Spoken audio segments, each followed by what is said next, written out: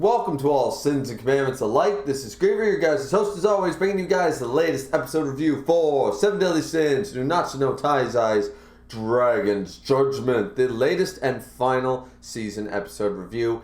Now, what did you guys think of this episode? Because I knew better. I knew better after the greatness that was episode 5, and episode 5 is still better than this. You know, the previous episode is still better than this one. I knew not to get my hopes up too high about the animation, right? This animation was not bad, but it was roughly around the same quality as some of the previous episodes, barring episode 5.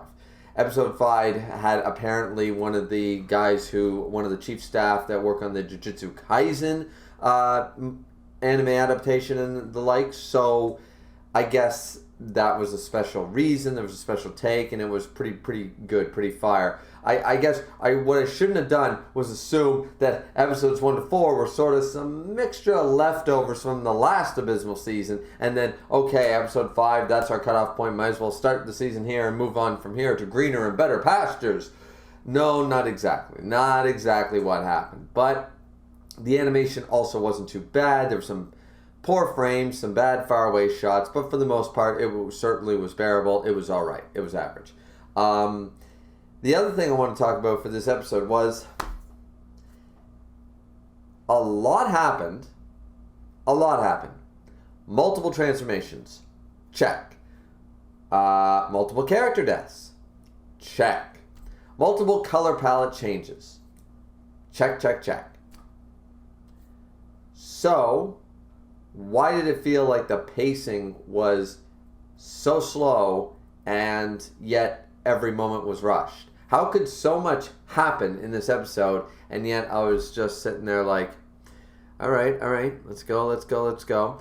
Though, it's almost ironic because for different reasons, when these chapters were in the manga on a week-to-week basis, when we were dealing with what happened in the episode, we all felt that, all right, like we get that this is happening and that is happening and this is important and that's important, but let's just move. Back then, the pacing was stalled and felt halted during the manga, and it's ironic that maybe this is residual feelings, perhaps, from that time. I don't know, but I just felt about halfway through the episode, I was just kind of like, okay, can we move on with it? But then you have to sit back and think, move on to what? Let's see. Right off the bat, we're starting off with Miles' transformation into this abysmal demon incarnation that looks honestly pretty epic. I sort of like the design. And then he goes off and uses a bunch of new moves, uses a bunch of commandments, yada, yada, yada. They don't really fully understand. They know his attack class is over 200,000, and they're just no match. Sariel and Tarmiel are killed before they even see this form, so boom, we get rid of them. So there's 2 character deaths after we already had Daddy die in the last episode. And now, after this, then we have, let's see, Deanne shows up to the battlefield with Oslo.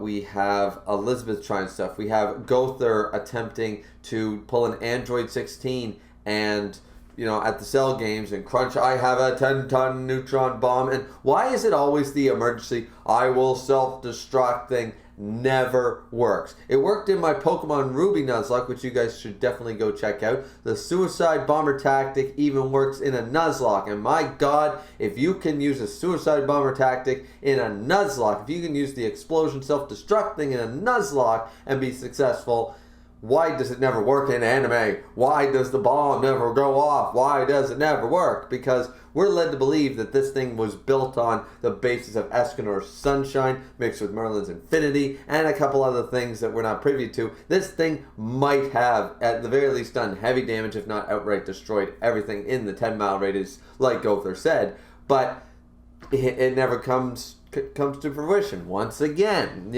So that happened. And then Oslo has to get in the way of things, because everyone's being hit with all these commandment after commandment after commandment, and Oslo has to be hit with something. So here was part of the problem that I felt, was there was moments, and then Gotha goes under an illusion, like there were moments. Somehow the pacing seemed to be slow, and yet we seem to skip through, partly due to, once again, I felt like these are the moments, like if you wanted to make us feel, we need the good animation to really hit home for those moments, because the Oslo death should have been felt. Sarah and Tamriel we don't know much about, but we already went through the past Holy War arc we know about, and we did have a very nice shot of Gerard actually saying Ro, because we get that sort of speech from him and stuff like that. Like, but see, there's something we could have expanded on.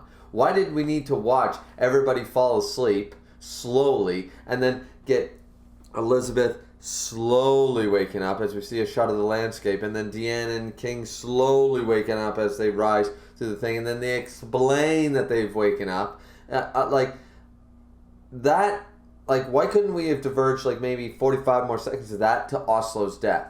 Like King, because Oslo takes the brunt of one of the attacks. It's too much, and Oslo, who we know to be the reincarnation being a big theme in Seven Deadly Sins, we know that Oslo is here as Ro, and we, as I said, we got that nice shot, but there was an opportunity here to make us feel more, because we've known Oslo since season 1. Never at the forefront, never a main character, but we've known Oslo far longer. So I don't mind that they just boom, there goes Sorry on Tamriel. Who really cared? But Oslo's death should have meant we should have seen more of it. It should have been better animated. Maybe even do the cliche thing. When you run out of, when you want to fill an episode, what do? You use the flashback. The flashback of scenes that are already animated are there. I'm not saying we needed a 4-minute AMV music video set to some Evanescence song for Oslo, but what I would have liked was, because the music in this episode was fire, by the way, it was absolutely incredible, and we could have had maybe some shots of Ro, like from the past arc and stuff, or maybe some shots of Oslo, maybe one or two unique. Even if it was a still image, we could have just seen some grayscale, some little bit of that kind of deal. And then we see maybe another reaction from Gerard, because she says Ro as Oslo dies and sacrifices himself. And then we could have maybe seen her cry or something like that. Like, this is where you use expansion. Anime has the opportunity to expand. We know that from filler. Why can't they expand the things that matter?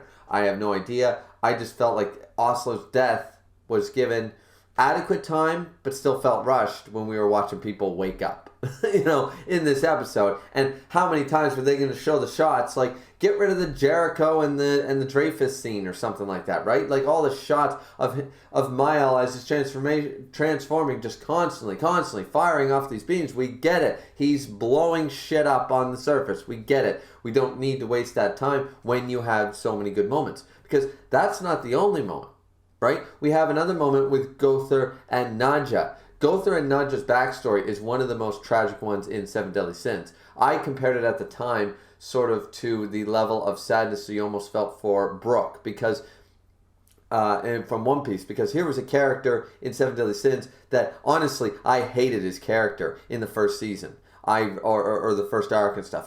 Because I didn't understand, because they made it was good writing on Nakato's part. Gother was not meant to be adored. Gother was always meant to keep an eye on this guy, like use your peripherals. Always watch this dude, because he's not very normal. He is robotic, and he doesn't, like, he lacks sympathy, he lacks love, he lacks empathy, he lacks all these things. He doesn't understand basic, like, what's cruelty and what's not. And we went through a journey with him through that. The culmination of this in his backstory with Nadja. It was tragic, and now we got a moment here, another moment that could have been expanded.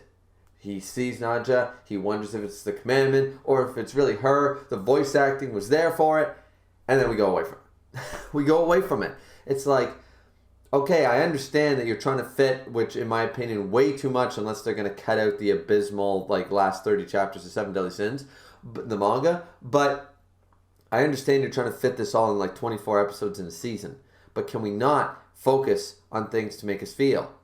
If your animation isn't going to be there to make us feel it, then use the music and use the extension, use the ability to expand these scenes and draw them out.